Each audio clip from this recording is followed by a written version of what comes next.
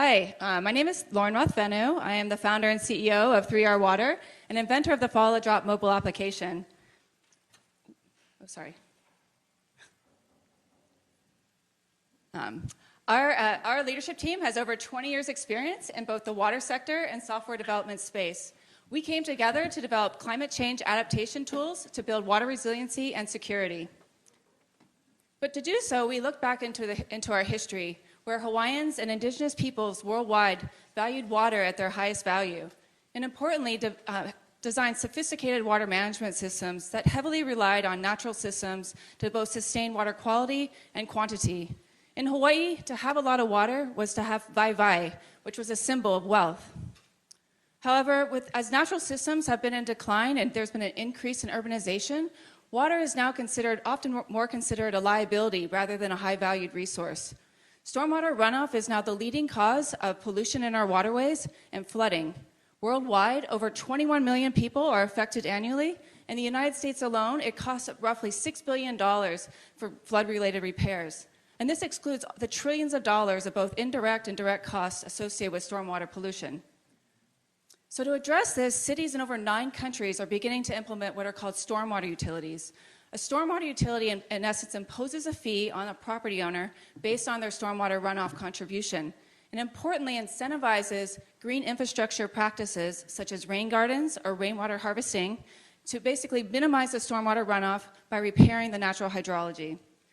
However, there's 2,000 plus growing in the United States alone, covering about 35 million households.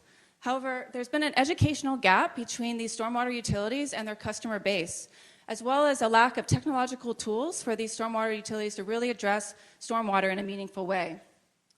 So our solution is the Follow the Drop mobile application that serves both as an educational outreach tool for the utilities to their customers, as well as provides data as a service to the utilities.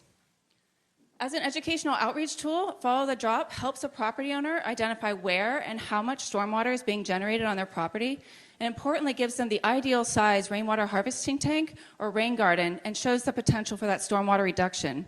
The user then inputs this data into the app and is stored in the 3R Water Cloud database.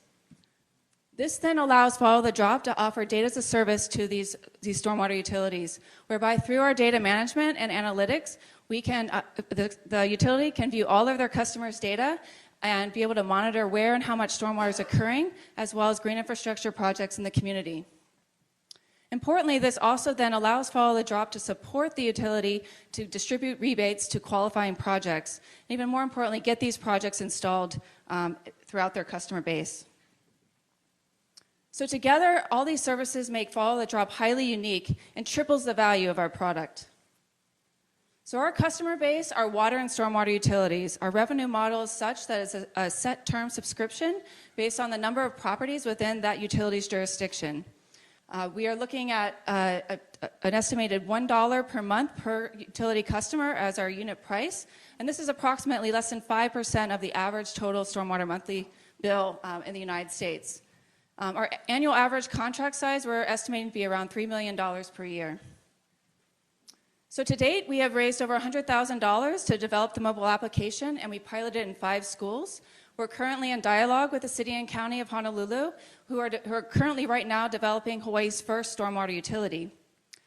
We received a letter of interest from the City and County to further investigate how Follow the Drop may be integrated into this new stormwater utility program.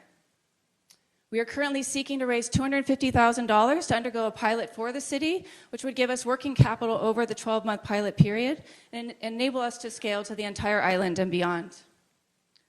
So importantly, our financial outlook is significant. We see initiating this pilot by the end of 2019, further getting our first contract with the city in 2020, and then have repeatable sales. And importantly, we only really need a few contracts to really be able to get over $10 million in gross annual revenue. But importantly, where it all comes back is that all of the business models match our overarching goal to build water security and resiliency.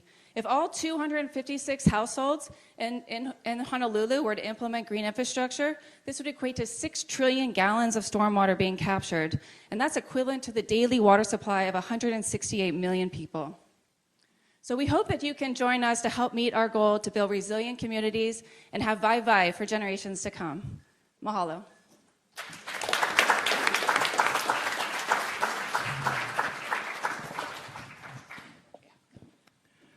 Malanui. Okay, judges. Okay, thank you for presenting this. I'm actually a huge believer in rain catchment, and I've personally installed it on 2 places that I've lived. And so I have some questions, though. So your app is like a calculator to help you decide what cistern. What comes after that? Because that's like only one interaction that I have. And, well, let's start with that. Let me hear the answer to that so I can continue. Yeah, sure. No, and thank you for having a catchment tank. Yeah, so what happens right now, generally speaking, there's a lot of, you're an exception to the rule. Most households literally do not know that they're contributing to the overall problem of stormwater pollution and runoff. And so this way, the app is providing that educational outreach to actually give you to quantify exactly how much stormwater you're generating. And by implementing whatever, I don't know what size you have, but let's say it's a 100-gallon cistern, it'll then show you your annual stormwater runoff reduction. And so then the incentive at that point is then, so that data goes into the database. The utility then can put that in their traction of how many projects are in the community. And so what we're hoping is going to happen, they'll mimic some cities like Philadelphia, for example, where they actually will do a public-private partnership, and all the projects that are in that list, let's say the city sets aside $1 million, can then fund those projects and give it to a contractor, a private contractor to bid and install. Okay. So that's one model that does happen, and otherwise there's rebates in the other side of it as well. Okay, so then if that's the primary data that you're collecting, why couldn't a water utility just use like a Google Satellites and calculate it off the roof square footage and then do rather than pay $1 per user to a company, because your revenue chart looks impressive, but then as the utility company, why would I pay 50 million or 10 million if I could develop a program that? Yeah, so absolutely. So the stormwater fee, they are going to know how much stormwater your household is producing, but what it's not going to do is tell you, you as a household, you can input whatever size cistern or whatever size rain garden, and then that will show you your runoff reduction. It's not just a unit that you plug in, like, for example, a 50-gallon barrel is not going to be the same as a 1,000-gallon cistern. So then you might have your fee reduced even further if you went with a larger system. So the city doesn't have so my background is in 20 years of water infrastructure and green infrastructure. So we actually embedded our modeling inside the app to help size those catchment tanks and rain gardens. So then the customer and that gets would a be credit the back? difference. What's that? Does the customer get a credit back from? Okay. Well, so different utilities are set up different ways. So sometimes it's in the form of a rebate, sometimes it's in the form of a fee reduction. And so our goal is, with this pilot, is to work with the city and see how they're planning to do these incentive programs, and then add the features and customize it better for their needs. Everybody should get a cistern, just saying. Yeah. Well, yeah. Can I just cistern. ask one question? Because with the city and county, can you talk a little bit more about how far you are with the city and county and where they are at with the Board of Water? Sure. Yeah, absolutely. Okay, so back in May, we were invited to present the Follow the Drop program to the sub-cabinet. From that, the Department of Facilities and Maintenance, who will be essentially running the stormwater utility, has further engaged and provided us this letter of interest. We actually have another meeting set up with them next month. It's actually a really critical timing right now because they did just hire on their consultants.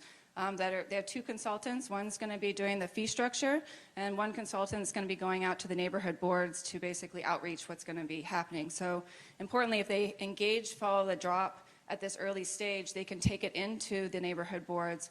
And hopefully, there's, as people in Hawaii may know, there's probably going to be some grunting about fees and so forth. But if they know that they're getting something back and this program is available, then that would be a good outreach tool for them. Can you clarify, this seems like an active app, like I have to go in and add numbers and participate.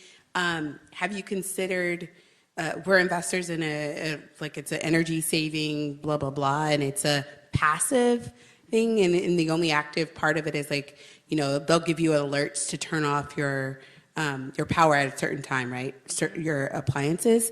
Have you had thoughts about how to make this more passive in terms of connecting a reader to the cistern or something like that? Yeah, that's an interesting point. We have thought about eventually integrating a bit of AI, so that essentially, right now the way that it works, you take the photo and it gives you your geolocation, You have to use your finger to draw with polygon tool for the roof.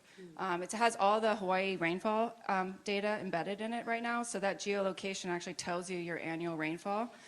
So there's not too much that you have to do because it self-calculates in the app the area, the rainfall, and then produces a bar graph. But it would be nice to include an AI feature such as identifying the roof and doing it in one step. Yeah. Well, that's the time we have. Okay. Mahalo nui. All right. Thank you.